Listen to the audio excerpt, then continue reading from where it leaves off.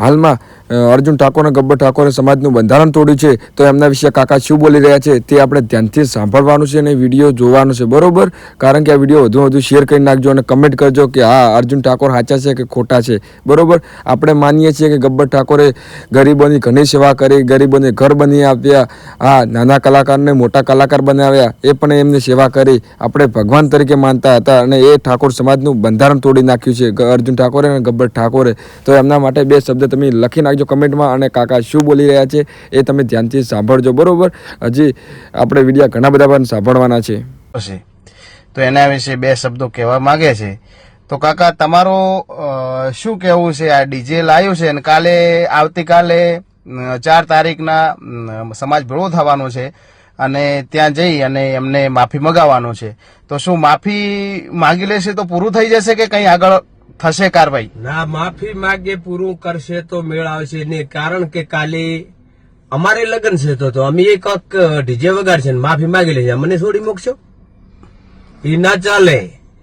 એમના માટે કદાચ એમને પૈસાનો પાવર હોય, એમના માટે કદાચ એને એવું હોય કે અમને કોણ કહેનારું છે, કાં તો આ સમાજ બારી થઈ શકે, નહીં તને એમના 11 લાખ દંડ લઈ અને આ ઓલી કન્યા કેળવણીનું ગેની બેન કોઈક જમીન કહેતો હતો ને એમાં આ પૈસા વાપરવા જોઈએ સદારામ બાપાને. હા, જે સદારામ ધામ બનવા જઈ રહ્યું છે એવું કાકાનું કેવું થાય છે કે જે સદારામ ધામ બનવા જઈ રહ્યું છે એમાં આ 11 લાખ દંડ વપરાવવો જોઈએ અને ખરેખર 11 લાખ દંડ થવો પણ જોઈએ. કારણ કે કાલ ઉઠીને કોઈ પણ બીજો પણ આવી રીતે ડીજે લાવી અને માફી માગી લે, સમાજ જો માફી માગવાથી છોડી મૂકે તો કાલે ડીજે ચાલુ થઈ જશે. આ જે આપણે ઓગડ બાપજીના સાક્ષીએ, સદારામ બાપુના સાક્ષીએ જે આપણે નિયમો બનાવ્યા, આ નિયમોનું ખરેખર ઉલ્લંઘન કર્યું છે અને આનો કાયદેસર મતલબ જે આપણે સામાજિક કાયદેસર કાર્યવાહી છે એ થવી જોઈએ. કાં તો એમને સમાજ બહાર કરવા જોઈએ, કાં તો પછી એમને દંડ 11 લાખનો દંડ મગાવી 11 લાખનો દંડ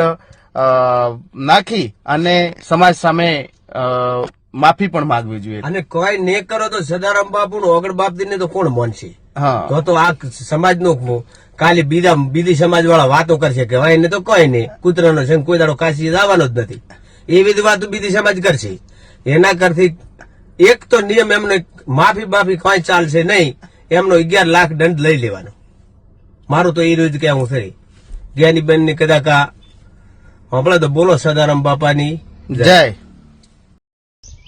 જય ઓગડ બાપજી. તો મેં વિડીયો બનાવીને શેર કર્યો છે, પણ જો હું પાછું હજી આ વિડીયાની અંદર પણ કહું છું કે મારા નાના એટલા ભાઈ અને મોટા એટલા મારા મા બાપ પણ મેં જે વાત કરી સત્ય છે. અને તો બંધારણમાં બંધાણા છે ને તો ઓગડ બાપજીની થળીએ જઈને શપથ લીધો હોય તો આ બંધારણને તમે બધા મારા ભાઈઓને ઠાકોર મારી સમાજને કહેવાનું છે કે તમે આ બંધારણનું પાલન કરજો. એટલે ખૂબ સારું છે અને ખૂબ સારું કર્યું છે, બહુ મસ્ત સારું કર્યું છે. તો પાલન કરો મિત્રો. અને ઘણા ગામના વિડીયા પણ આવ્યા હતા પહેલા કે અમે આ પાલન કર્યું છે, સમાજના કહેવાથી આ પાલન કર્યું છે, અમે આ દીકરો આ ગામમાં પરણાવવા ગયા હતા અને અમે સમાજનું પાલન કરી રહ્યા છીએ, એવા વિડીયા પણ આવ્યા હતા અને પાલન કરતા હતા. પણ આ પાલન તોડ્યું છે, આ બંધારણ તોડ્યું છે. એટલે બધા મા બાપને મારા ભાઈઓને બધાને વિનંતી છે કે આ પાલન કરો અને સારું કરજો. જેમ બને એમ સારું જ થવું જોઈએ. આપણે તો એ જ કહેવા માંગો બેન દીકરીઓ માટે